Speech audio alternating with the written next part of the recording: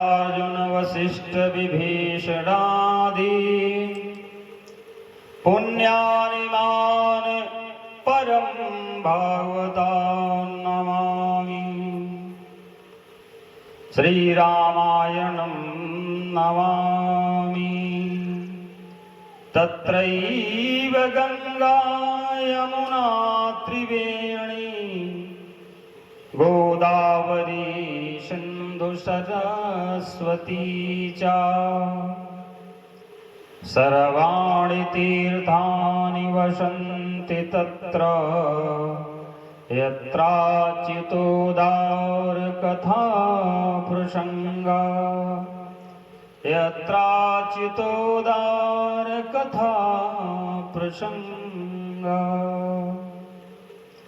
चरितं रघुनाथस्य शतकोटिप्रविस्तरम् एकैकमक्षरं प्रोक्तं महापातकनाशनम्। शृण्वन् रामायणं भक्त्या यः पादं पादमेव च स याति ब्राह्मणस्थानं ब्राह्मणा पूज्यते सदा।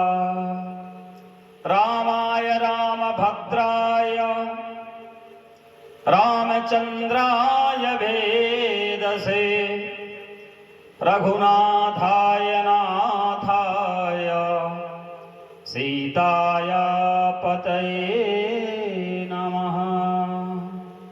यन्मङ्गलं सहस्राक्षे सर्वदेव नमस्कृते वित्रनाशे समद्भवता तदते भवति मङ्गलम्। यन्मङ्गलं शूर्पणस्य विनता कल्यपत्पुरा अमृतं प्रार्थना यस्य तते भवति मङ्गलम्। गंगातरंगरमणीय जटाकलापं गौरी निरंतर विभूषितवामभागं नारायण प्रियमनंगमदापहारं वाराणसीपुरपतिं भज विश्वनाथं। वाराणसीपुरपतिं भज विश्वनाथं। विघ्नेश्वराय वरदाय सुरप्रियाय लंबोदराय सकलाय जगद्धिताय नागाननाय श्रुतयज्ञ विभूषिताय गौरीसुताय गणनाथ नमो नमस्ते। मनोजवं मारुततुल्यवेगं जितेन्द्रियं बुद्धिमतां वरिष्ठं वातात्मजं वानरयूथमुख्यं श्रीरामदूतं शरणं प्रपद्ये। श्रीरामदूतं शरणं प्रपद्ये। बोल गणेश भगवान की, अम्बे मातु की, जगदम्बा मातु की, राघवेंद्र भगवान की, हनुमान जी महाराज की, गंगा मैया की, यमुना मैया की, सरस्वती महारानी की, तीर्थराज प्रयाग की, यज्ञ नारायण भगवान की जय जय श्री सीताराम।